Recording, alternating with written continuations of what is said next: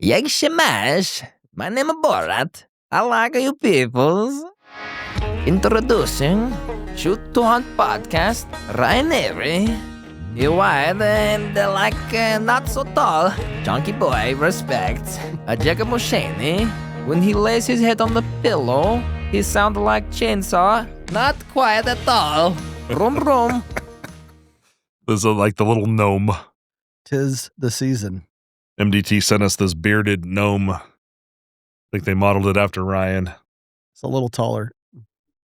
I just like how there's no face. It's cool looking. It's Just got a nose. Yeah, camo pants. One of the 7 dwarfs, I guess.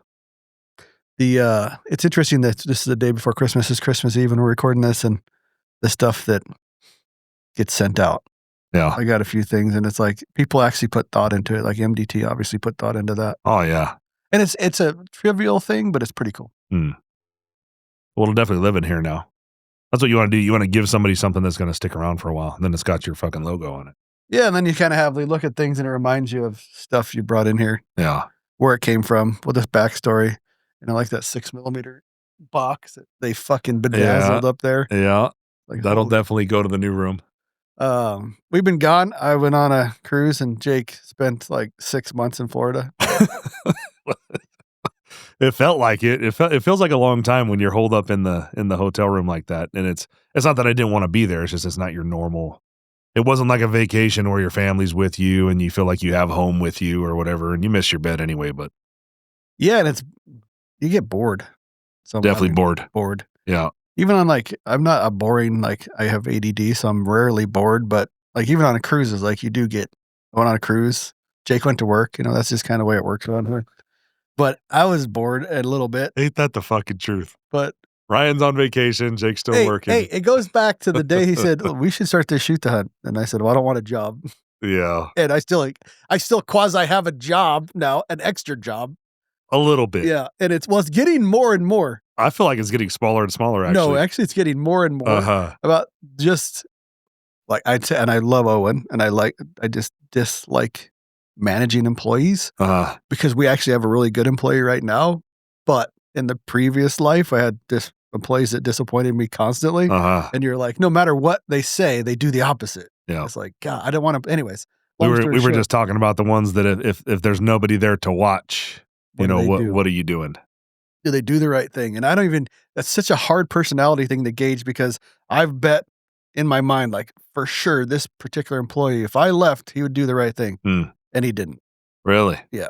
So it's like it's hard because right now I think on the UM side, because I've watched Jake grow from pretty much the beginning, and he has really, really good team right now. That's what we're talking about. It's definitely something you acquire over time, and you really never know what somebody's going to do when nobody's looking until they have the opportunity to several times. You don't know the first time, second time, third time, but once they've had the opportunity to travel off the train tracks. Yeah. Yeah. Anyways, it's set up really well now. So I've been in Stockys here for a combined total of about 2.5 weeks, I believe. I was going to say it had to be like 18 days because he went, and like I said, I was in and out. And then he would text me, and I'm like, well, fuck, he's still there. Yeah. Because you came back for the Christmas party, and I didn't know you went back. I actually missed a very important Christmas party so I had to make a decision this last trip I just got back from literally yesterday morning to stay an extra few days to make sure I came home with stocks. Yeah. So I made sure that so there was a guy that had to be on deck for Monday to do all the adjustments that we needed. So we had to confirm with him and everything else. And the stocks were ready to inlet. We just needed inlet changes on the fly. They don't have somebody there that does it in shop. So everybody was on deck. So I decided to stay. And that means I missed the Christmas party at the neighbor's house that I promised my wife I'd go with her to. So I had to kind of. What compromises were made? That was well. No, I mean for her. Did she say, okay, but? No, she basically said, because you're taking me on the trip that we're going on here in a couple weeks, I can handle it, basically. Perfect. I think the neighbor might have been more upset than she was. Because I don't do anything in public. So she's been inviting me to Christmas parties and whatever shit, like with Jessica, of course. We've been in that house for 7 years. I've been invited everywhere. I've just never went anywhere. So I finally committed to going to the Christmas party. So they were, I bought some cologne I bought some fucking jeans, like some nice expensive, like I bought some shit to go to this party. I was committed. You're like, it was kind of like Amish on Rumspringer. You're busted out. Yeah, I was coming out of my shell a little bit. What I'm not dissimilar is I don't like to be like I don't like to go to things. Yeah. I just don't. Yeah. I put on a facade, but I don't. What was the change you were going to this Christmas party? At the last Christmas party, or it might have been on like Christmas. No, it was on New Year's, right? So that we were like talking about New Year's resolutions. I gave her 2 passes for the year. Oh, sweet Jesus. That I would do or go wherever she wanted me to go that I wouldn't normally go to. I gave her 2 passes, which she never used except for that one. And I told her yes, and I was going. But then, of course, work came up. You know, and I don't know what, I like being home. It's not that I don't like doing other shit. I like being home alone better, I guess. I just don't. Like I tell the people all the time, I'm not here. Even if somebody wants to talk to me, I'm not in the building. Just say no. Yeah. Because it's not that I want to be a dick. Is that's just I don't see the importance of it, I guess, to me. Yeah. Well, as you get older, I think business does it to you too. Your circle gets smaller. The things that take priority in your life become fewer and fewer. Yeah. And I think that happens no matter whether you have a business or not. I think everybody turns 40. Yeah. And yeah, you just want to be home. Yeah. And I want to be with Buzz and Tanya, and that's about it half the time. Yeah. It's your people. Yeah. So it's like, I'm good after that. It's like, it's not that I don't like you or I don't want to go. I have no problems with most people. It's just, I just don't want to, and I don't, this really sounds bad because I was talking about this the other day to Tanya. I don't want to hear your fucking hunting story. I just fucking don't. I still like hearing hunting stories. And it sounds bad. Unless you've been in it for a long time. It's funny though, because I would love to hear about your terminal performance of your bullet. I just don't want to hear about everything leading up to that point. Yeah. It just means you're getting old. Yeah, old and crusty. I'll be like Blaine yelling at clouds pretty soon. Yelling at clouds. That's funny shit. So on the Rokstok Lite, what happened? Where are we at? All right. Well, I like to say that, that the invested time had a result. Like we had a good result. I came home with 3 stocks. I came home with the first 3 production stocks. I can tell you that by the third one, the inletting for the Tika was perfect. DBM is literally like 0 thousandths flush front and back. It was beautiful. Trigger pull was perfect. Depth of the action was perfect. So for those of you that don't know, like to make an aftermarket stock for, let's say, a Tika, for example, the action and the DBM have to maintain the same relationship apart from each other, no matter what furniture that they're in. Mm-hmm. Otherwise, there are feeding issues. Like the Tika is set up with its DBM to be a certain distance from the bottom of the DBM to the top of the action and so on. So when you're making a new stock, it's not like shit just magically falls in there and it can be what you can make any stock design you want, and whatever surface it is, you just put the parts on there and then it works.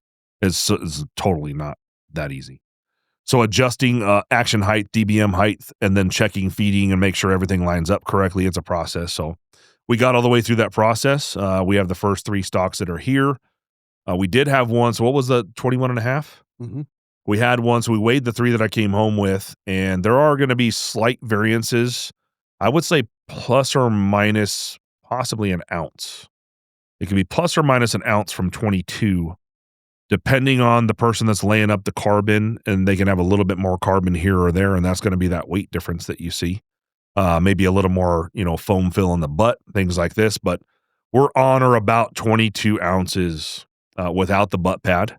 We do have butt pads arriving today, and we believe that we'll be under 24 with a grind to fit 0.6 Packmeyer decelerator pad. Should be under 24 ounces. So everything came out great, dude. To me, like the texturing, everything about those of you who are watching YouTube, I got one here in the video. Aesthetically, I really like the way it looks. Like I said, the texturing is fucking spot on. We got this new texture strips on the butt pad, and I was kind of talking to Taylor about that. And basically, to me, these strips are going to allow for more control of the butt. Absolutely. Gives you more friction for either your hand or for the bag. In turn, that should reduce some recoil, right? Because you're gripping something that normally wouldn't have been gripped at the back end. So it was really it was you and Form that decided to put these strips on the buttstock there. So maybe kind of what was, like I said, I understand what it is from a technical perspective, but what'd you decide to do? When you're shooting in field positions, your backhand's back where your bag is, your bino harness or whatever you're using for a rear support. And what we found with the Rokstok is, especially it seems to be when it's a little bit colder, or a little bit where you have gloves or a little bulky more stuff on. When you go to run the bolt, there's nothing. It's super slick and it turns and walks away from you. Okay. So when you have those grips on the side, that rifle, when you go to run the bolt, you're constantly, it's like just slipping. It's slipping. Gotcha. So where this holds it and it'll grab everything that's back there and it won't be turning around as much. Sometimes if you're in a quick shot too, which this rifle is really any rifle built on this is really, lightweight, quick shots, that kind of thing. Sometimes you don't have a bag back there and it is all hand. Yep. And at least it gives you something to fucking hold on to. And it's like a little, a little meat on the bones. It is. Rather than just this banging bone. It's just a little subtle thing that you would not think about. But maybe like a love handle? A little love handle. I wouldn't know anything about those, but and you don't notice it, but when I got the wooden version from Mike from Ace. No, Alpine. Alpine. Yeah. I was like, holy shit, that does make a difference of that turning a little bit. Yeah. So if we ever upgrade the Rokstok molds, we'll add those in there as well. Because it's simple thing. And it's like people bitched a little bit about the weight when we posted it up on Rockside, but there's a lot of meat for shootability in the back end of this stock. Like it has to be there. It's definitely, to me, anything 1.5 pounds or less is lightweight as far as the stock is concerned, right? So we're at 1.5 pounds or less. On top of that, there's a lot of features here, a lot of things going on that contribute to shootability. Yes, you get other lightweight stocks don't. If you're going for the Rokstok as being 100%, this is 85% of that. And Jessica made a really good point too, as far as the weight is concerned, that you do not see vertical grip stocks come in at that weight point. No, there's no stocks because normally it's swept back, right? Like you lose a lot of this meat right here because it's swept back. And that is the reason for that extra 2-3 ounces. Yes. Plus we go heavy carbon now in this area from our learnings from the Rokstok. So it's very robust. It is. And it's a little nerve wracking going full send and each mold's about $8,000. So you're like, when you walked in, I was like, this morning I was driving, I was like, God dang, I really hope. Were you? You were thinking about it? Like when you grabbed it? I was like, I really hope we nailed it because we already have about 20 something grand in molds here. We did already order 3. Yeah. And I pulled up and I was like, oh, fuck yes. It feels good when you put your little hand. And I got, my huge dick beaters that I have. Yeah. It's just like holding a Rokstok to me. And that's what we're going for. Yeah. It's perfect. It's perfect grip, neutral thumb, how your hand just seems to fit inside that little palm swell. I always tell people it shakes your hand like a handshake without having to take your finger out of trigger position. Yep.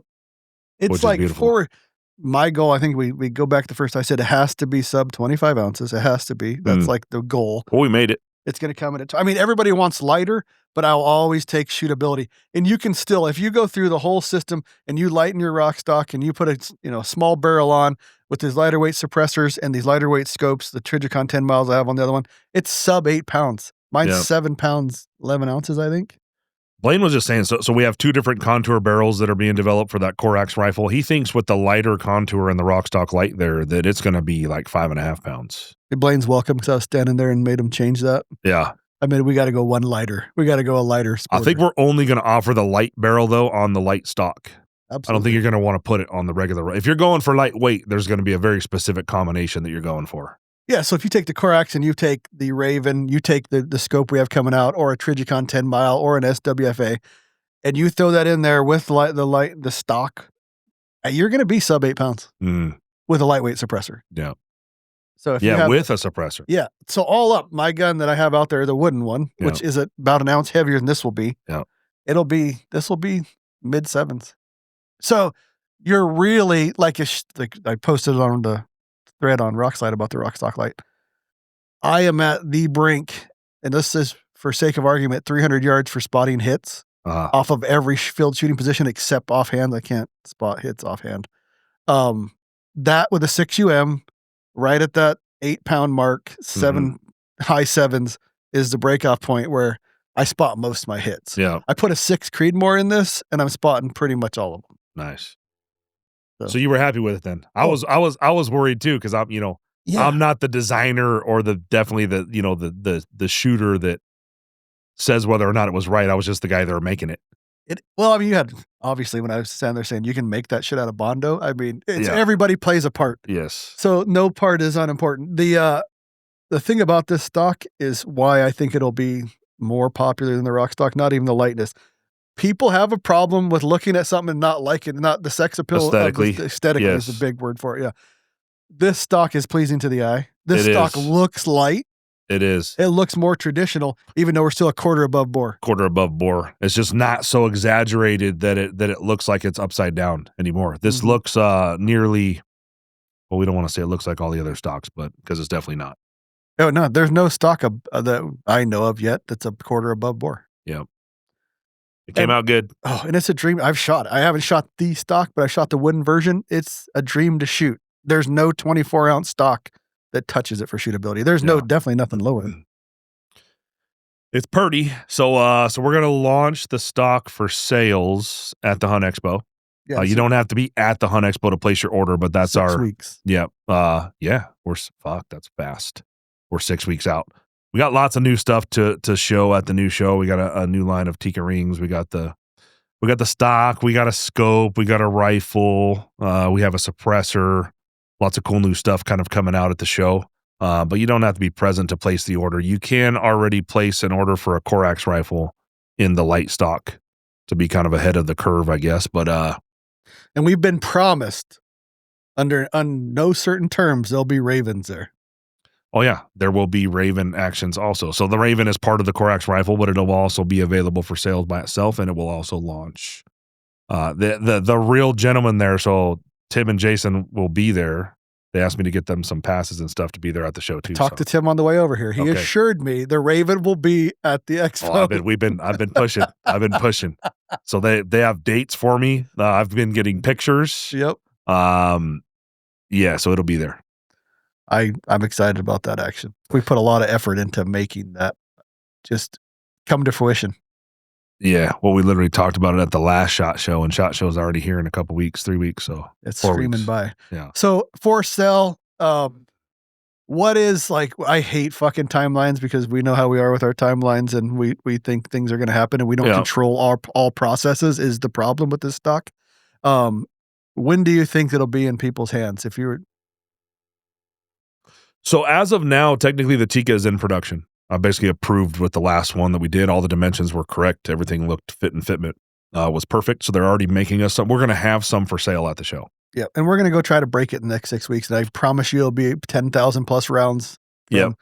The 3 or 4 or 5, 6 of us that have them. Brian Form and then Ben Reynolds in Alaska are going to get these first 3. They're going to go out literally as soon as humanly possible. The butt pad should be here today. I just got 5,000 rounds of 223. It's just definitely going to go through that. So we're going to take the orders. We'll have some for sale at the show.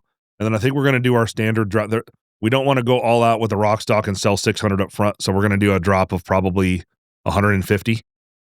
Those will go up literally the day that the show starts.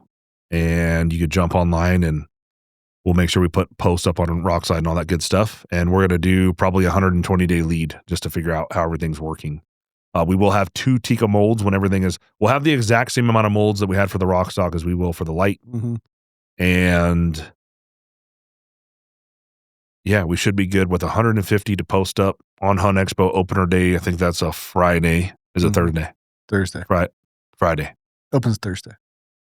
You sure? Okay. Thursday on the website. Good to go. Price will probably be the same as the Rokstok. Yeah, it has this. Another thing, it has the same trigger reach. The same exact short trigger. It was 1.75 when we measured, but that wasn't, extremely accurate. And then it'll be a 13.5-inch pull. We will have spacer kits available. They still need to be developed as of this moment, but there will be a spacer kit available. Not that you need it. We always tell people, with that 13.5, it's really the trigger distance that makes you feel like you don't need so much length of pull. It really is. And we have to kind of figure out a cool way to put QD cups on it because it is slender. It's very slender. We'll have a little 1-inch pick, a 1-inch mini ARCA, and a mid-length 6-inch ARCA pick for the front end there. Yeah, do we come up with the mini we had at one time, those pictures look big of just the pick. Was there a smaller one or no? We made a 1-inch pick. Okay. Yeah.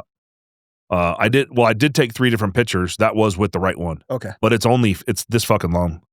It's 1 inch. Well, the screws are 1 inch on center. Gotcha. So because this forend is so shallow top and bottom, we had to find a little 1032 1-inch spaced weld nut to make sure we had enough meat left there to grip onto. So yes, and another question that I got was, we will continue obviously to sell the Rokstok. Oh yeah, the new Corax, the stocks by themselves, as well as the new Corax rifle will be offered in both stocks. Yeah, those both will continue on for sure. Yeah, if you're looking at a lightweight pack around rifle, it'll be the light one with the Rokstok light. If you're looking for ultimate shootability, you're looking at the Rokstok. I mean, with the weight difference on it, from my perspective, I'm a big guy with long arms and shit. I'd probably prefer the bigger Rokstok just because it fits my stature a little better. Oh, for certain hunts, I'll definitely be taking a Rokstok. Yeah. Yeah. But if you're going to walk in, sheep hunt, things like that, it's definitely a nice. Like this to me is, if you want that where everybody's going 18, 16, 14-inch barrel, this is the stock you want. I think you could probably do a 16-inch barrel with the OG 6.5, for example, and your suppressor would nearly be touching the front end of the stock here. So I have that 16-inch, and the one that we're coming out with at the expo will definitely fit. Yep. Yeah. Enhance your shooting experience with Stocky Stocks. Are you tired of struggling with mediocre rifle stocks that hinder your performance? Imagine having a high-quality rifle stock that not only enhances your accuracy, but also provides superior strength in a lightweight build. Stocky Stocks offers a wide range of premium rifle stocks manufactured with hand layup carbon fiber construction, a patented carbon fiber AccuBlock, and multiple finish options. Whether you're a long-range shooter or a hunting enthusiast, our stocks are perfect for you. Experience unmatched precision and durability with Stocky Stocks. We provide stock installation instructions, technical support, and guidance to help you choose the right stock for your rifle. Upgrade your shooting game today with Stocky Stocks.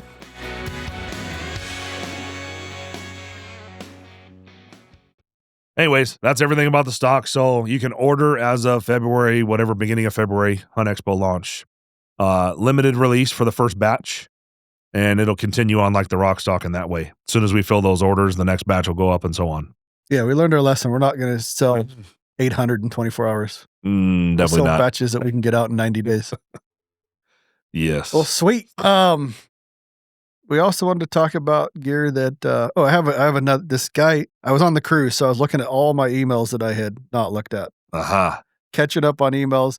And this guy asked a question, and it was actually 2 podcasts at Shoot Hunt, and somehow I missed it because I never really thought about this in any way, any particular way. I always think about, okay, he was talking about scopes, and it was kind of a general question. It wouldn't have a lot of detail, but it made me think, I've never thought about it this way. And basically, in a nutshell, he said, if your life depended on it, what scope would you use? Oh. And I was like, really never thought about it like that. Well, obviously, the idea of the drop test is to test something that's durable enough, to save you when life depends on it. So it'd have to be something that would pass the drop test. Absolutely. For me personally, I pretty much only put NX8s on anything that I have now. So without the new scope being released and knowing what that's all about, for me, it'd have to be the only thing that NX8, because it'd be a 4-32, so it's not going to give you any close-up type of stuff. That would be the downfall. Well, the 4 is pretty good deal. 4 is pretty good. You can shoot real fucking close with the 4. I guess in reality, you'd want like the NX8, but then you'd want to do like those guys do and put like the red dot. like the 45 off the side, offset? like turn it 45 offset with on the rings and put a red dot on the rings. That would be the solution. Yeah, and I was like, well, there's so many more questions I'd need to know for certainty. But I went back and that's good enough. The life depends on it. Life depends on it. Yeah, I'm thinking, no other questions. If I had to pick one, and this is funny too, because I don't have this scope anymore because somebody decided I didn't need it and stole it out of my truck. Oh no! And I never replaced it. And I thought to myself, why did I never replace it? So when I was going through this journey of these scopes shifting 0 and figuring that out, the first scope that I ever had that I was like, holy shit, this is different. I'm not re-zeroing constantly, was a Night Force NX8 or NXS. Okay. But right after not right after, 2 years after I think it was 2 or 3 years, I don't remember the exact time frame. The ATAC-R series that came out, and I bought a 4-16 ATAC-R. Okay. And I really missed that scope, and I don't know why I haven't bought another, but I beat the fuck out of that scope. That scope, I literally think I could fucking pound a nail with it and then turn around and shoot somebody 100 yards. And it's that perfect for me. I don't really need more than 16. 4, I could really do some damage up close. But I would choose the 4-16 ATAC-R. Well, that's a really interesting point of view because you don't have one. But that's what you would you would put your life on the line. The NXS would be another, it's the scopes I probably. So that was early on in Rock Slide. I don't remember when the ATAC-Rs came out, but I bought it right when they came out. Yeah. I go through so many different, on that wooden Rokstok, on that gun. Not only has it probably had 7 different scopes on it, it's probably had 7 different actions in that stock. No shit. So you don't have no consistency, or you don't I guess you don't get a relationship with the scope. To where that 4-16, that was my only scope for 4 years that I used consistently. And dude, I had to go. It took beatings and never skipped a beat. Huh.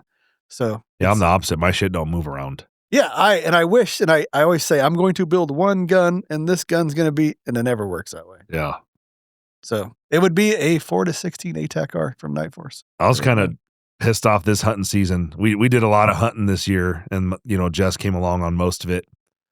And what pissed me off about this hunting season was I have a business where we build rifles for a living. I know. And I had one fucking dependable rifle that I could bring on every hunt and I knew was good to go. And I have the fucking business. I had another one. It was a 300 rum. Is a motherfucker to shoot. You're only going to you're not going to spot nothing. Yep. As far as an impact goes. But that was a very reliable rifle. And I donated that to the Unknown Suppressor Cause. And we burnt that fucker Burnt down. the motherfucker down. Literally burnt it down. And so that was out. And then Mason was building the 6UM. But never finished tuning it. And then Jessica's rifle went out of tune for some reason. I don't remember what the details were on that one, but it literally I had one rifle. And everywhere we went, it was the one, there was no backup. So when you're talking about, having one rifle for 4 years or moving shit around. So next year, well, actually right now I'm building a 300 Norma. I know you love the 300 Nancy. So that's going to bring back those stickers. You'll make a lot of people out there listen and help you though. It's but on that note, it's that old saying, the mechanics cars never run. Yes. It's the same thing. It's fucking, it was bullshit. I'm not setting a very good example. Having one rifle that you knew was fucking dialed in was nice, right? I knew that rifle was going to kill everything and everything was great. I was in the same boat, and not that the Index isn't a really good rifle, but I wasn't used to it. Yeah. And I'm shooting that, and I'm like, I'm going to let a huge buck get away because my dumb ass decided, we're just doe hunting with my son-in-law. Yeah. I'm going to bring this rifle that I don't know shit about. Yep. And I was like, this can't be happening. Yeah, that's not so we got done. We had a bad experience in a situation. I'm not going to go all the details, but we get done with this situation. We're all yelling at each other. I'm like, this is not, we have a podcast about hunting and shooting, and you own a rifle business. This is not supposed to be us going through these problems right now on the side of this mountain. Okay, so what the fuck is going on? So my same helplessness shooting that deer and shooting through him with those ELDMs.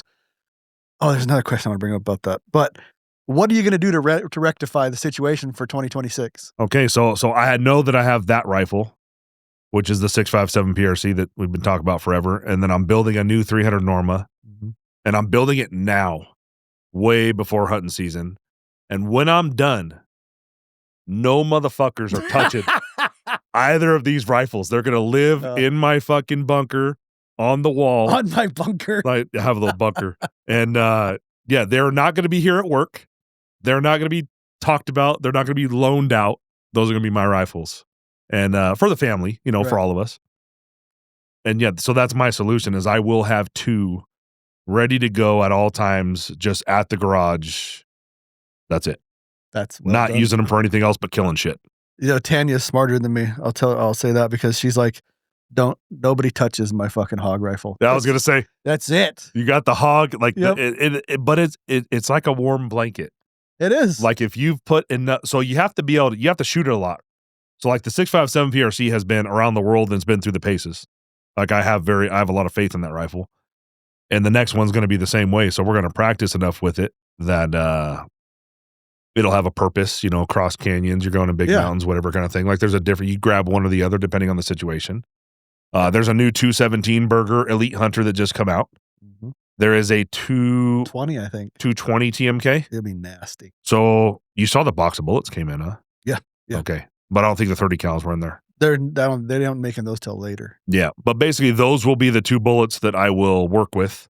And then honestly, I think whatever one shoots better is going to be the one I go with. But either one of those will be a killer. And I know it's the same with you is when hunting season's coming along, and you think, I have time. Oh, fuck. And boom, it's here. It's like the damn Hunt Expo. Like we've been talking about building some rifles for the Hunt Expo. I made sure we started like 7 months ago.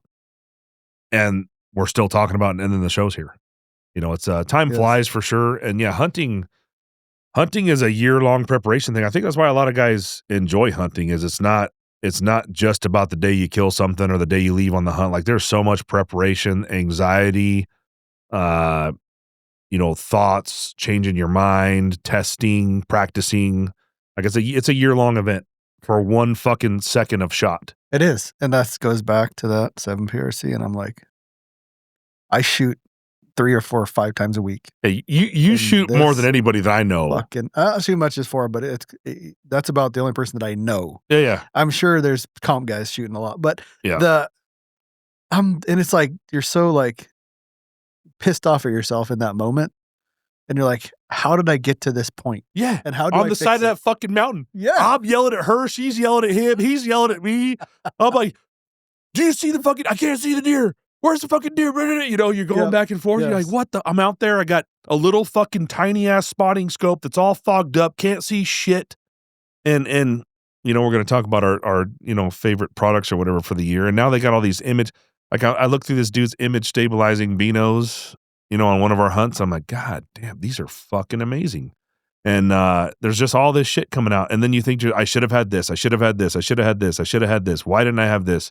And then, you're supposed to be the guy. It just goes to show you that it doesn't matter what business you're in or what you do for a living. Like you still have to be prepared.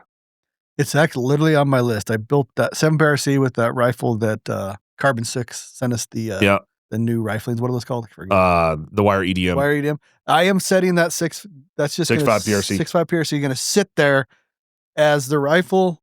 If I'm fucking around, I mean, obviously I want to take a 6UM. Have we fixed that fucking other one yet? It just got with a rail. I'm actually taking it. Okay, good. Anyways, that's there will be one for sale probably pretty soon. Yeah. That's going to be set up. So Tanya has the hog if she's going. I'm going to have this rifle as a backup, ready to go. That just like your Nancy, not touched. Yeah, because you might be the worst one for that. Like you'll get a rifle and you love it and you kill some shit, and then all of a sudden I hear from some dude, I just bought Ryan's rifle. Like, what do you mean? People don't sell rifles. What do you mean? Well, you never keep a rifle long enough to know anything about it. The problem is I have too many rifles in my gun safe. Yeah. And I can't. Well, maybe it's time to clean shop. I mean, there's some stacked in here. Well, now they're in Cliff's office. Yeah. They're like stacked around here. It's like, you can't, it's your job, right? So you can't just keep collecting them. They're just going to sit there. Yeah. But I'm going to have that one that doesn't fucking move. Yeah, we can definitely have 1 or 2 put aside that dude, right. Those rifles are not entering this building anymore. I would. They're just living at home. Don't even look at it. Yeah. It's like don't look at it. Don't talk about it. The Hangover. Keep moving. That's funny shit. What was that? That was when he was with the car. Yeah, the old guy asked about his dad's car. Yep. Don't even look at it. Don't even look at it. Keep walking. Keep walking. That's what he said. Keep walking.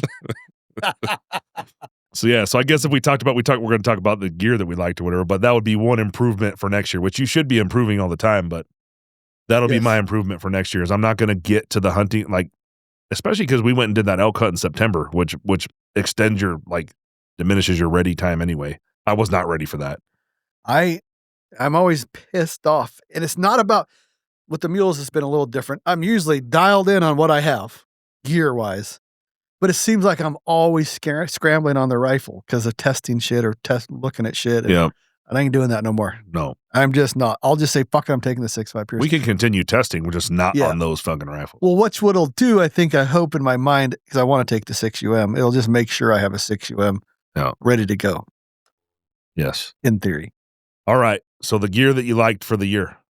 Are we just talking about gear that we liked? Well, I have or is it both? I have 2 failures. So I guess we're going both ways. you can do whatever you want. You start. Okay, so I will start with something that kind of surprised me and pissed me off on a failure. Okay, so Thermarest, their sleeping pad. They came out with a sleeping pad called the Neoloft. And it is the shit. It's a big orange one. It's like fucking 4 inches thick, 5 inches thick. And it's heavy, but mules for the most part. So I use the Zen Bivy. So I've been sleeping in that. I am a very warm sleeper. So I generally only take a 25-degree bag, even if it's going to be 0 degrees. I can put puffy on if I'm really cold, but I never, ever get cold when I'm sleeping. Never. Well, I bought that Neoloft and I slept on it lots of times and it was warm. No issues. Okay. Yeah. I got into late October, and I took that sleep system into the woods and it got down to about 30 degrees. No problem, right? I froze my dick off and I was like, that's weird. Thought it was a one-off. Maybe there was something going on chemistry-wise or whatever. But on that hunt, I was wearing my puffy top and pants, and I was cold. And I just like, well, maybe I'm getting old. Who knows? What's the deal here? So I didn't think about it. A week later, I went back into Selway, and it was the same thing. It got down to high 20s. Not cold for what I have. I haven't even heard of this fucking pad, and it's got 2 different drain valves on it. Yeah, it's a great pad. I had it in here. So this wasn't a failure that we're talking about. This is a failure. Oh. It's a great pad, but there's a fundamental flaw with the problem. There's a problem with this pad. What is that, 4 inches thick? Dude, and I'm a side sleeper. So looks comfortable. Don't worry about the 30 ounces. Comfortable. It does say 4.7R. 4.7R value. Yeah. So that's like a, what do you call it? The X-therm. Yeah, it's the X-therm's, I think, almost 6. Oh, okay. Because that's how I figured this problem out. Okay. So I kept sleeping on this thing and being cold. So the next time I went back out, this is like 3 different times taking it hunting, and I was legitimately cold. If not cold, chilled, and that don't happen. It just doesn't happen. Oh. I switched. I was like, maybe it's the R value, just by chance, on this Neoloft. I changed the thermo, or the one you just talked about, the X-therm. The X-therm, the gray X-therm, went away. Okay. So then I was like, shit, is this the problem? So I took both. Oh, shit, this is 4.6 inches thick. Yes. I bet you the thickness on top of the R value has something to do with it. I'm just putting this out as it's not really a failure. The thing is the most comfortable pad I have ever slept on. The R value is flawed.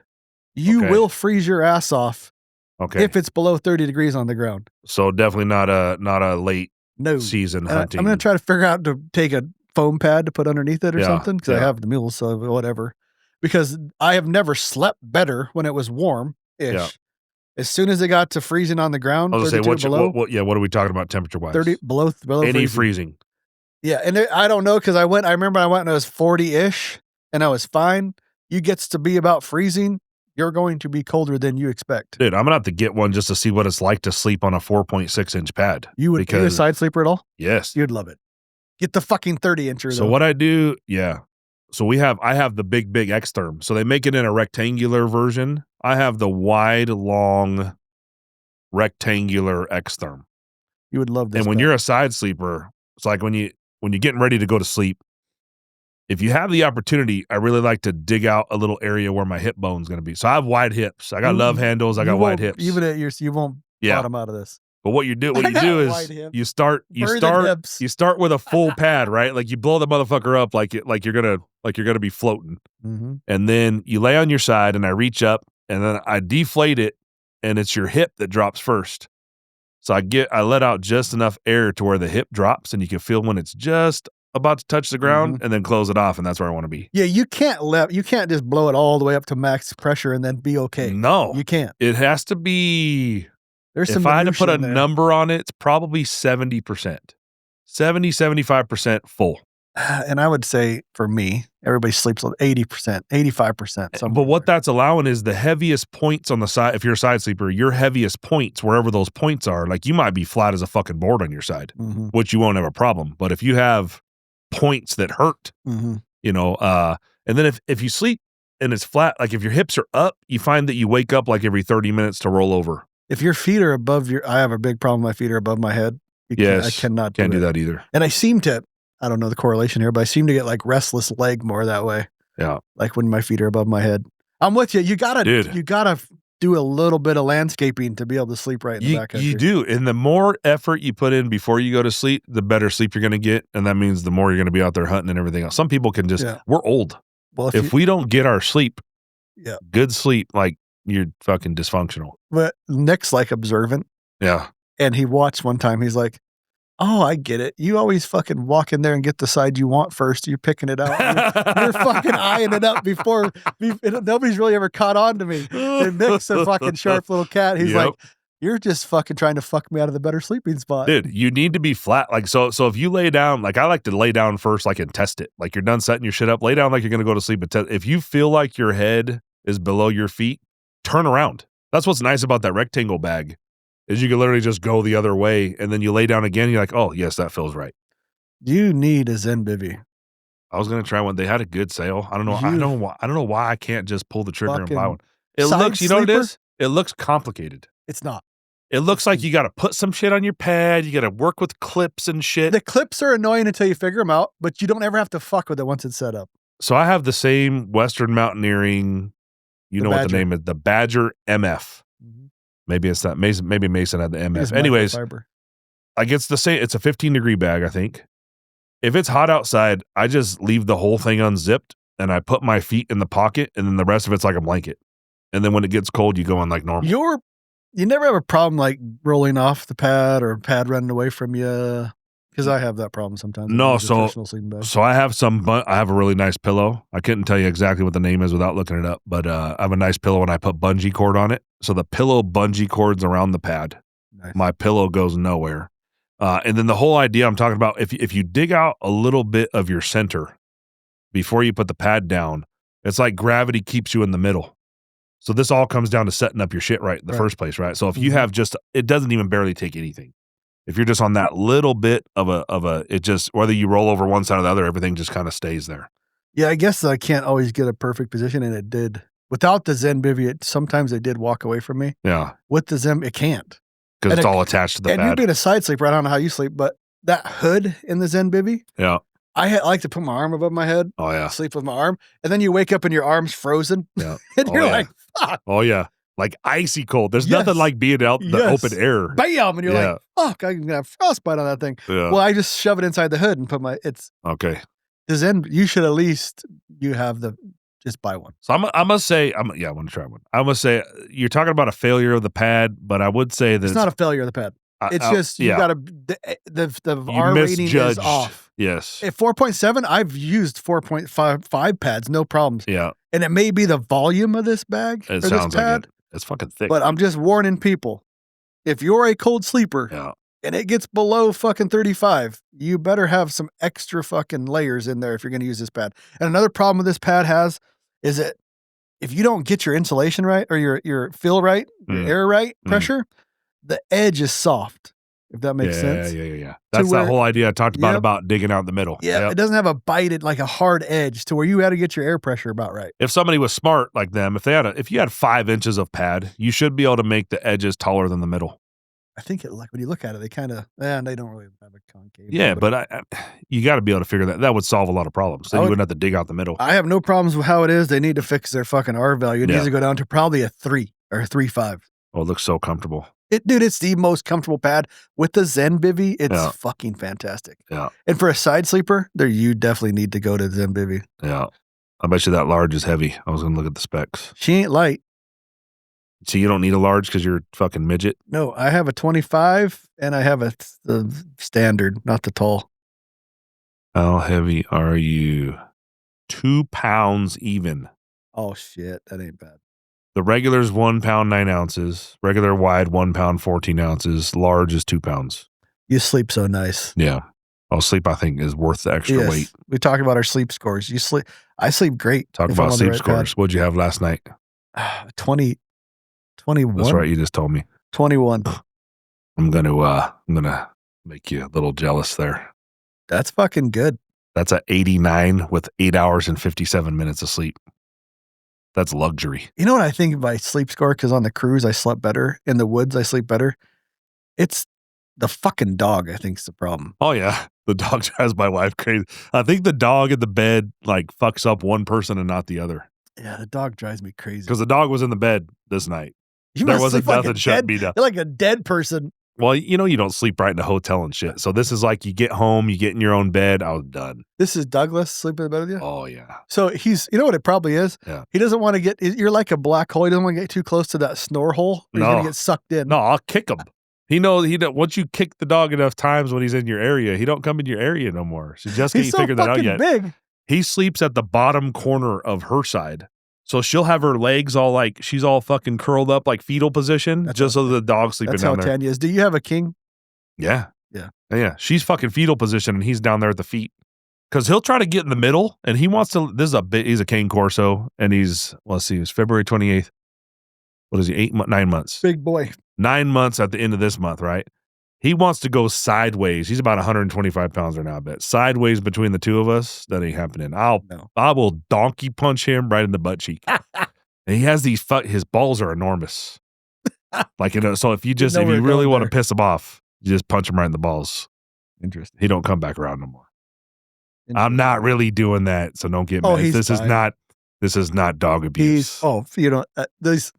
Our dogs live in the lab. I don't want anybody to get angry at me. You punched your dog in the balls? Oh, I've punched my dog in the back of the head. It depends on what, Being fucking idiot. Depends on the situation. Not abusive. That was a really long time for one thing on your list, so we better get fucking moving. Okay, I got a second thing. Okay.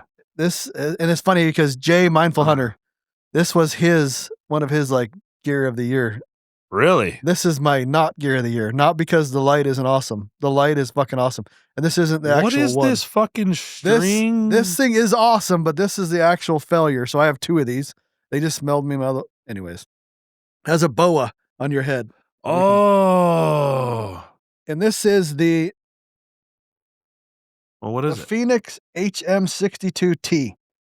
Here's the problem. Awesome fucking light. Better than the Peaks, in my opinion. Red, and it's got a 1200 lumen light in there. Okay. 18650 battery. Great thing. This boa, if this thing breaks, you are fucked. And it broke on me. Oh. And I don't know why it broke. Didn't get caught on nothing. It just quit weaving and it snapped. Huh.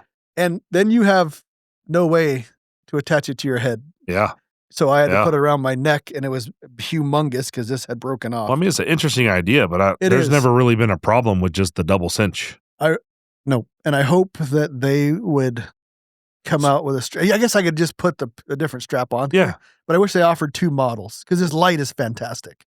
What makes the light better than the Peaks? I like it just has one setting for red. Okay. You don't have to go through a bunch of bullshit with the different sizes of red. Yep. And it is a little better, more powerful light. I think, don't quote me, the Peaks is 1,000,000 or 1,000 lume. This is 1200. It's definitely a better light, but I think it's just it comes down to I like the red. I think this is better built. Dude, well, you can tell right away. So this is it still could be made in China, but this is a billet housing. That's a big word, dude. Billet. Well, I mean, you can literally. That's a fine piece of machinery. It is in the middle there. There's definitely a lot more manufacturing going into this device than there is the other one. It just feels better. The light is definitely brighter, but I think what it comes down to, either one is fine, and I would use either one. I like the red just having one setting. What is if the Phoenix is the model? What is Phoenix is the brand name? Yep. Then your HM62T is the model. The one thing I do like about very nice. The Peaks over that is that battery is the rechargeable part. It doesn't have a one on the outside. This is funny because it says, it is opening. You have to take the battery out. So pull the battery. So you charge the battery. It has the USB-C in it. This is how a lot of people are going now on these. Yeah, I don't know if I love that. I don't want to expose the battery if I don't have to. True. To where the other one, I guess it's an outside source of failure. So either way. Yeah. I wouldn't really knock it for that either way. Huh. Anyways, I love the fucking actual flash headlamp part. Don't like the harness part. Getting that bad boy okay, there we go. She's put together well. Oh, yeah. But I'll continue to use it. I think I'm just going to figure out a way to get rid of that boa thing, which Jay liked. How much is this? Fuck, I don't remember. $99. It looks pricey. We're going to look it up. Phoenix HM62T. That's and I bought nice 2. piece. I just bought them off of Amazon, I believe. And their actual warranty was awesome. No problem with that. But in the, if you're 10 miles in the backcountry, it doesn't matter how good a warranty is. But I will fix the strap on this. I mean, it's definitely a good idea. It is. But you need to, it could easily have some type of backup. And I love the orange. Orange is helpful. Yeah, $99.95. Oh, wait, no, that's not the same one. This is the... Is that one released already? HM62. Oh, they have a lot of options here. Oh, fuck yeah. They have a lot. And I like the orange strap. I always like orange in the wood, so I don't leave something. Oh, wow. $75.95. I knew it was under 100, but I couldn't remember what it was. It's got 72 reviews, 4.5 stars, 1200 max lumens, 6 modes, 18650 or CR123s. That's cool. Double stack them. Yeah. That's a good option. I wonder if that works with all 18650s. I think so. Really? I don't know that sure, but I think so. That's a cheap price point. I mean, the other one is 100. I think this is a better build quality. It doesn't really show the BOA on the website there. No, it's in that slot that has it because it's that big orange. It's that same thing, yeah. I think it's a great concept. It's just a failure point. Huh. Okay. Anyways, let's see your first one. That's all you got? You're done? That's my failures. You're going to need at least... Oh, that's your failure. I got to talk. I didn't really put down... Okay, well, I talked about my failure for this year. I mean, it involved several things, but it was really a preparedness situation. Any failure that we had in hunting this year was blamed on it was our own fault. Yeah. Our own preparedness. There was really no gear that absolutely failed that completely fucked up a hunt, but nothing of mine was catastrophic. Yeah. Yeah. So we did talk about some stabilization. So there's a lot of stabilized glass coming out. Swaro just announced or just came out with their, do you remember the names of those ones? It's a Balance. The Balance. Yeah. It's funny because it keeps showing everybody doing their marketing for that. It keeps showing them all just holding it. Yep. You're never really going to hold it. I talked to somebody and I was asking, what's the use case? Because you can't say, oh, this like Jay came out and said this didn't work. And then Cliff said that the SIG was, but it's a different use case. Yeah. To where Cliff said he would have never got the video of this particular mule deer. It was going over the top of this ridge. Yeah. And he just ripped it out and he set it down on a stump. Yeah. And then he put the phone on it like really fast. But you'd never be able to do that with a standard one. True. So there is like use cases where I see they're better.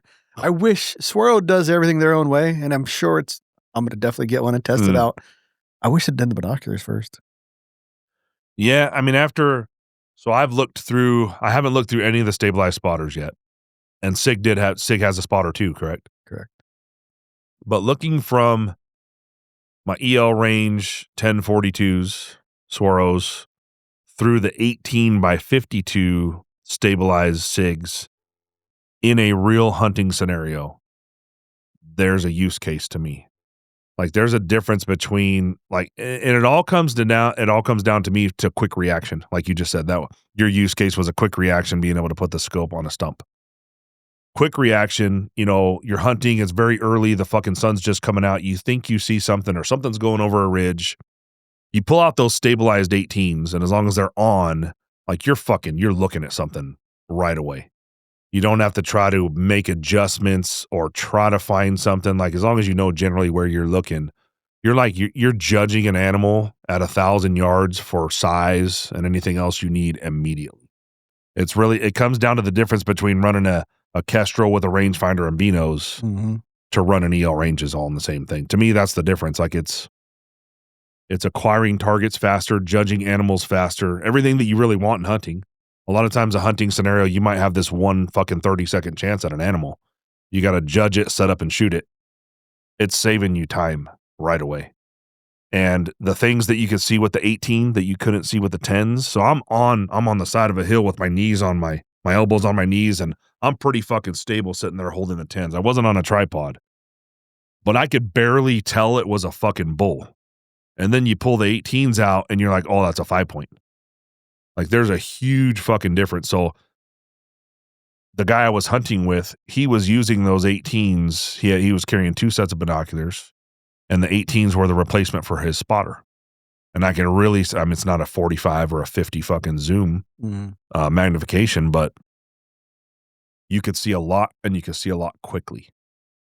So if you're going to sit down in glass and you're going to look and you want to be able to look 3 miles, like you still want a fucking BTX or whatever, a 95 swirl. But for those quick reaction situations that you're going to be in a real hunting scenario, there's definitely a use case. But you don't want to carry 3 fucking different, No. You want your regular 10s and then you want your 18 stabilized and then you want your fucking swirl 95. Good Lord. It's a lot. It makes me change my whole philosophy on optics. Yeah. Because on number 3 on my list is 14 by 50 SIG stabilized binocular. As a good one. Oh, as a good. Okay, not a failure. No, the failures are done. Those 2 were the only real. I can't say they're total failures, but the SIG, mine were 14 by 50s. Yeah. And what I notice is it doesn't matter who you are. People are going to take the path of least resistance. If you can get away with those, you're going to use them more than if you have to bust out your tripod, sit down, and start concentrating. It's the quick thing when you're in the middle of hunting. Again, if you're going to stop and sit down for 2 hours, to me, that's like the division on what you're going to bring with you. What style of hunting are you going to be doing? Are you going to be truck hunting? Are you going to be backpack hunting and sitting down because if you're backpack hunting in the woods, you spend a lot of your time glassing because what else are you going to do? And that's a different scenario. But every situation that I was in, I did everything this year. We did backpack hunting. We did in the middle of the mountain hunting. We did truck hunting, every type of hunting. I bought the wife the 14 by 42 SIGs because she has a problem with rifle scopes being in the box. And like, she like holds the fucking binos all weird. And then she can't see through glass very well. It really takes it has to be good shit, basically. Yeah, that's just truly, like I see this over and over again, it's just a lack of using them enough. Yes. To get them to where. But when I handed her those 1442s, like not only was it stabilized so she could see, like it was almost like it was this big confidence booster because she would pull them up and she could instantly see whatever she was trying to see. Big confidence booster.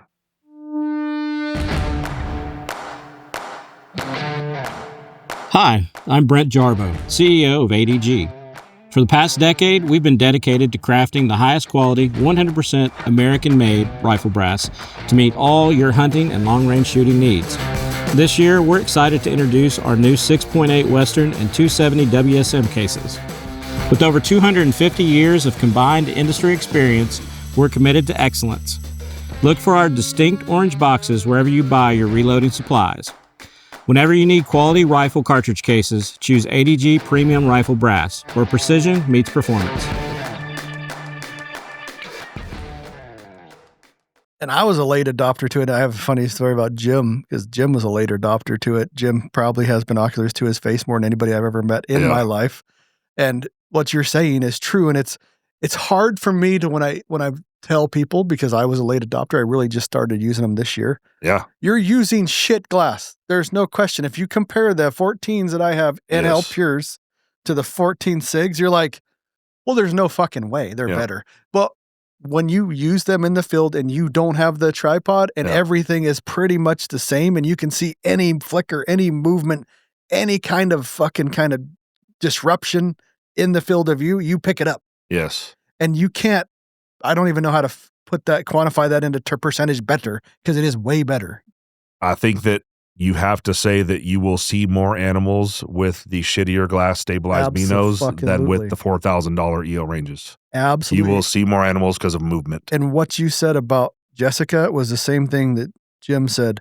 I can't believe I missed this, but when I hand it to my daughters, they're instantly finding more animals. Dude, like, so I guess that then you can say that they're better for the inexperienced glasser. Better for everybody. So what happens is, like, you had regular glass binos for the longest time, and the only way to get better was to improve the glass. Now you've hit a new milestone. Now the stabilization makes up for glass quality. So now it's going to move through all the ranks, and then you're going to have Swaro stabilized binos that will become the new NL Pures. Right. But it's a different level. And I think that if you had something like a 1442 NL Pure stabilized as an example, I don't think there'd be anything better at that point. No. And I believe that Swaro already has them in their birding side. And this fucking technology tells you what bird you're looking at. Yes. So how long the race now is, it just seems so crazy how fast we're moving. It'll be Just image stabilizing, range finding binoculars, be able to tell you how big the bull is you're glassing. Yes. You're going to pull it up and be like, that's a fucking 312. It's going to be crazy. That's the race. Yeah. Yep. But I guess, so the point would be, if you've never looked through stabilized binoculars, don't not do it just because it's a SIG or because it's inferior glass or whatever the reason is. If you're anybody that has difficulty glassing or inexperienced glassing, or you're buying a new set for that, like I think I paid $800 or $900 for those for the wife. They're relatively inexpensive. Do you know how many times I said, give me your binos, and I handed her my fucking 10 EO ranges? How many times hunting this year I said, let me see your, because you're getting a view on an animal and you just can't get stable enough to judge it. And then as soon as you put those 14 stabilizers, you're like, oh, that's exactly what I thought it was. This is how good they are. I despise using a handheld rangefinder. Oh. But I'm taking those 14s with the BR4 Gunworks handheld rangefinder, and I fucking hate ranging with a handheld rangefinder. Okay. Because you're not as fast. You're not as fast as the kill chain process, but you have to find it before you can kill it, and you're finding more with the IS. You can't kill what you can't see. Yeah. And those are making you find more animals. 100%. And they're letting you judge an animal to decide whether you're going to move on it or not faster. Yeah. I hope everybody tries them out. And they are somewhat inexpensive for what they are. Yes. Now, I think the 18 by 52s that he had when we were out, those are big. Mm-hmm. They are much bigger than a normal set of binoculars. What do you have? She has 1442s. Okay. I think the 1442s, there's another thing. So I will say that the 18s made a very experienced hunter he misjudged a bull from distance. Because the 18, when you're used to looking through 10 power your whole life and you put 18s up to you, every bull looks bigger because it literally is bigger in your view, right? Like if it's 1,000 yards away and you're used to a 1,000-yard bull looking this size, all of a sudden 18 is going to make it look 1.8 times bigger. Or I don't know how that's going to work out, but something like that, right? 10s to 18s. And stabilized, so you get the whole picture. Yeah. And the 1442s that Jess has, I think maybe like the happy medium. You can put them in a regular Beano pack still. You pull them out quick. They're easy to handle. And that little 4 extra power with the stabilization, fuck. Pretty sweet. Yes. Fuck, I lost my train of thought on there. Can you fit those easy in the bino harness, the 14 by 42? Yes. Yeah. The same as the range. They'll go right where the ranges were. That's what I liked about them. And I think what'll happen now is, for me anyways, is when I scout, I'll take the better stuff because I know I'm setting up to go scouting. Yeah, you're going to glass. Yes. You're going to go sit down and fucking address a whole area. Yep. That's not what those are for. Hunting wise, please, Swaro, next year come out with IS binoculars. I think they have to be if they just did the. Now I looked at somebody did something where they were showing how the swirl works, and I don't know if the SIGs work the same way, but there was a lot of springs and shit going on. Yeah, and it has there's a term for it, and you may when you drop it, it locks it. Yes. So it won't break. That gyroscope locks when it feels like it's being dropped. Yeah. Which is kind of cool. There's some materials now with all the advancements in the world, but there's materials now where like it's a flat bowl full of this material and you go to touch it slowly and push your finger in, your finger goes right in, right out. But if you wind up and punch the top of it, it's as hard as concrete. Really? It's inertia. Huh. So it's the speed at which it'll move. So you can literally go like this and push your finger right into it with no effort and then punch it and it doesn't move. Break your hand. Yep. Interesting. Crazy shit. It is. Yeah. Kind of like it's kind of the same idea as water and belly flopping. Like if you put your arm in the water, it's going to go in and out. But if you belly flop, it's going to feel like you hit concrete. Yeah. The harder you hit it, the harder it is. Yeah. Anyways. And I think one cool other thing about the spotting scope from Swaro. Yeah. They made, from what I've heard, they made that technology. Yeah, I believe that's different than the SIGs. Yeah, the SIGs is like kite. It's KITE is like it's electronically stabilized. Yeah. The Swaros are mechanically stabilized. The only thing I wish they wouldn't have done is made a proprietary fucking battery. That's the only thing that's irritating. Oh, SIG did? No, Swaro's. I was gonna say, I think the Jessicas are like a AA. Swaro's battery's proprietary. That's only can we just throw why do that? Well, they might have needed more power. They might have needed something that didn't exist. Yeah, it's rechargeable. So yeah. All right, number 2 for you. And these are in no particular order. I just wrote down some shit because Ryan popped this on me. So don't think that like one is better than the other or whatever. Scope bumpers. Shoot to Hunt's carrying them now. That's the name of the company. We got one here, but they're a 3D printed jig, and the front covers it's like a triple piece that I just really liked the way that they sealed up, kept the water out, and is very quick deployment. So I guess what's the positive for him? They're bulky.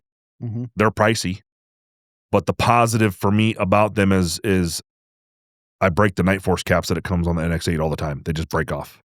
This will not break, and I find that we actually use it. So I take the covers off the NX8 because I don't think they're very good and they break.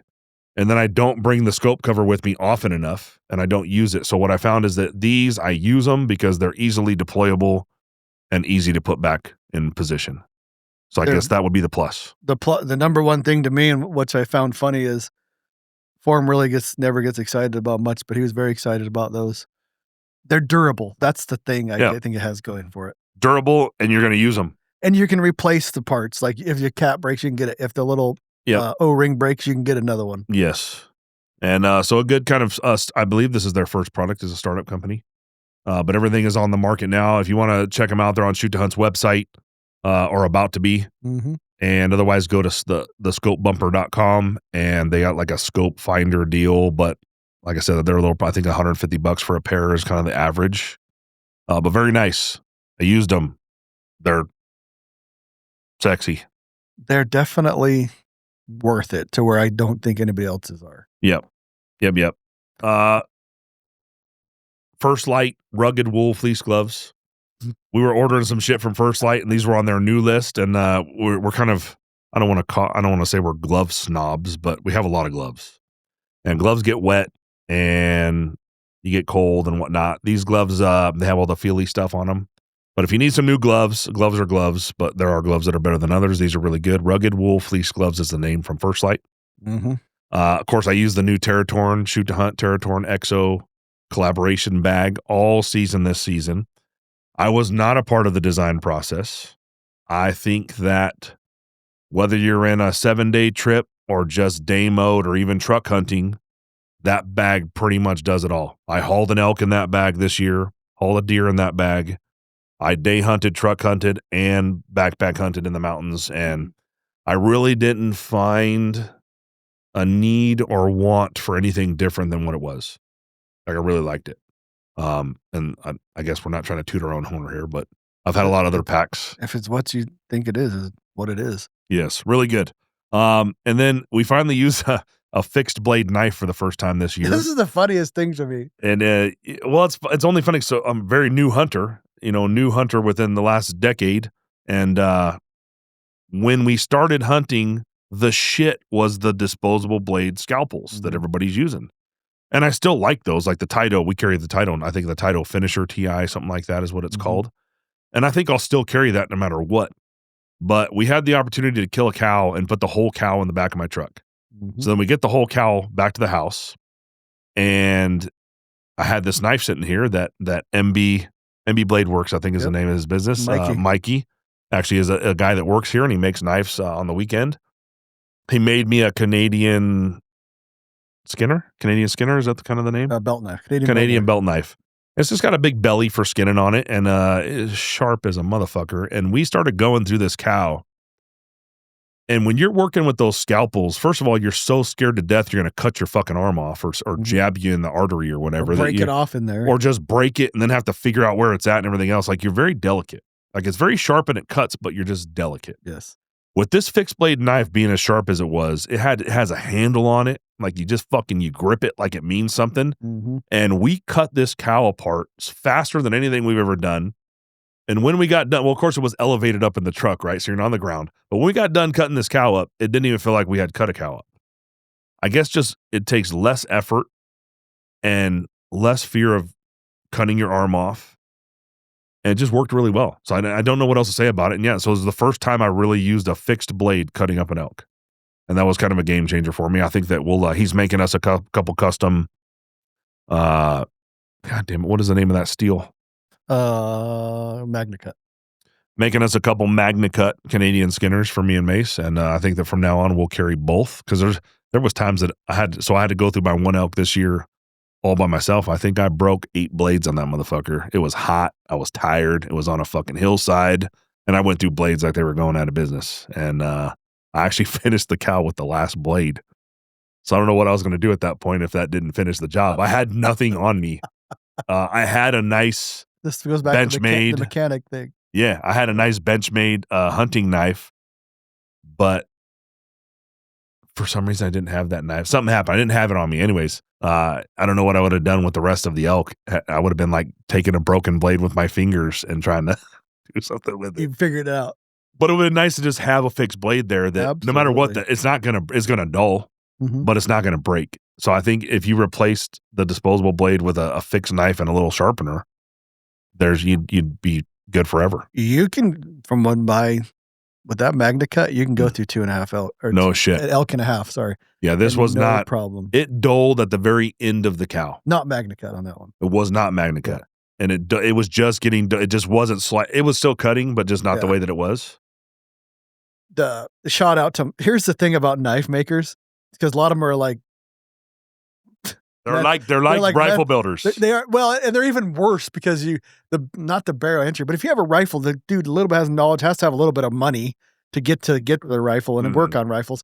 These blade makers and knife guys out there, because they're constantly hitting you up on Instagram, they're like meth-headed fucking retards. So you get these people, I make a knife, right? Yeah. So then you got to qualify the knife maker.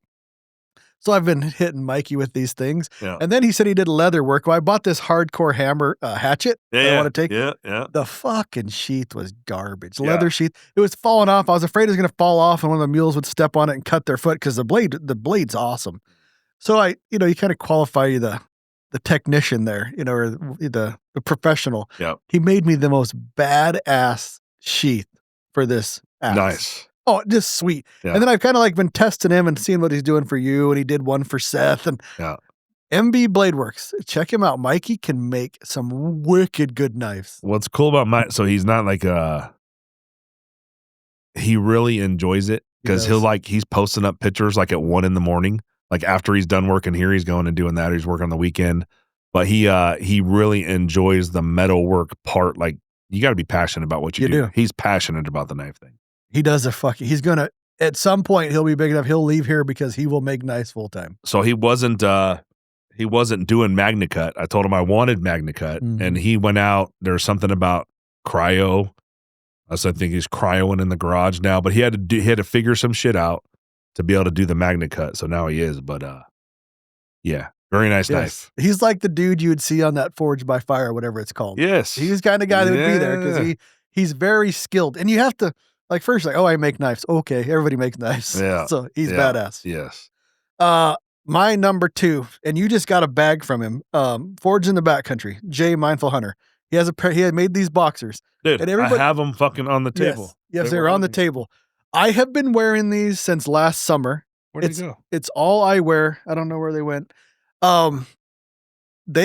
People laugh about boxers, dude, but if you spend a lot of time in the backcountry, I don't take more than one pair. I take one fucking pair of underwear. Yeah. You smell it. I guess I just love to share the smell of one pair of Bonock or one pair of underwear. You don't smell those smells unless you break the seal.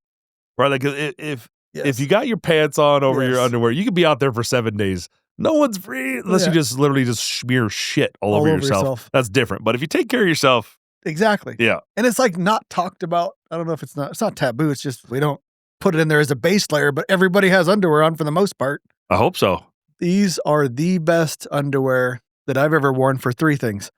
I came from merino Aerowool. I really like the First Light ones, but if you wear them for a couple of days, the merino loses shape and they get baggy and they just get weird fitting. Start riding mules, you notice any seam or wrinkle, you feel it on your ass after riding in there. They don't get this. They don't lose their shape. They stay for a synthetic material. They stay pretty funk resistant. Yeah. Number one thing, if you've got a short horn like me, the dick hole is easy to find. So it comes from the top. It's not a side swiper. It's straight down. If you got little fingers, you got 8 pairs of fucking layers on, and your wiener's hiding from you, you can find it easily to piss. It sounds so like simple, but it really fucking works fucking efficiently. Maybe I'm working with a different type of tool here, but maybe your horn's bigger. I've never had a problem pulling all out at once. You never like been in there, it's like 10 degrees out and your dick decides to hide from you? It has happened. These fix the problem. It's easy to find. Gotcha. Nice. Maybe I'm a grower, not a shower. Did you have were yours camo? The ones you sent me were camo. So the first pair are black. He just got the new camo. Okay. And I was like, hey, Jake, you got to try these because you will like, I know how you are like with your shit. You'll like them. Did Mason steal them? I think he fucking, there was literally four pairs. They were on the thing yesterday. There was 4 pairs sitting here. Anyways, yeah. I have worn only those. I've done a 6-day, a 7-day, and another 6-day, and that's all I wore. Perfectly fine. You know, even if I had a pair of underwear that I knew would last 7 days, I would still bring a second pair. I have one in the truck. I just don't have them with me. Because I can't do it without underwear. Like let's pretend for a moment that a bear ate all your toilet paper or something, and you had to use your underwear to wipe your ass or whatever the situation might be. You can't survive without a pair of underwear. So you gotta have at least one backup. Just go commando. Yeah. Another thing is there's no chafing. What he said he found them.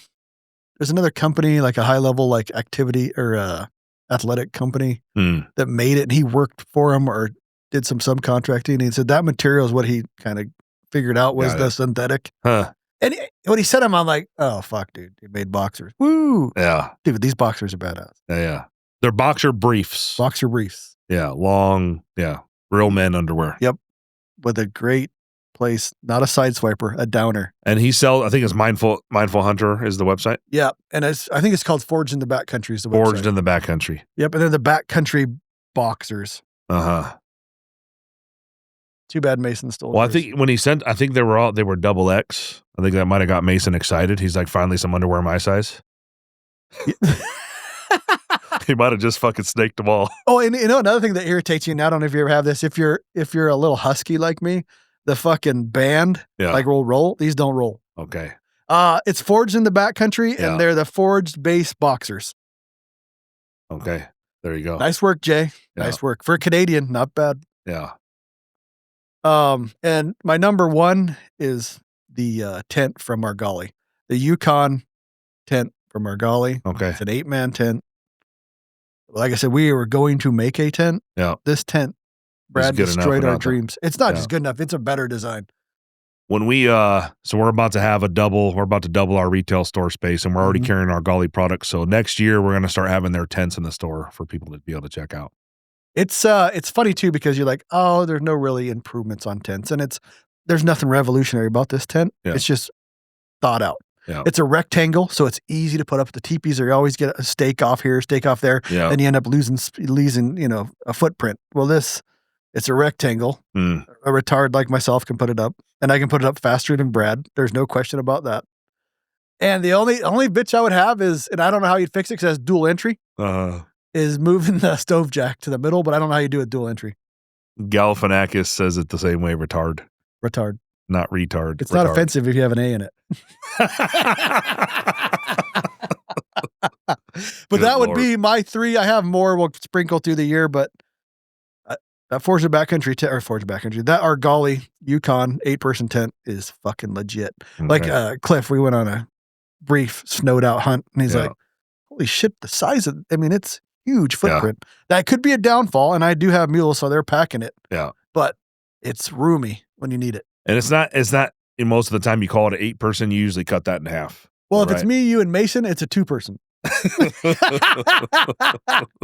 Yes, but yeah, it's new. It's like there's other shit that compares, like the distance on a rangefinder.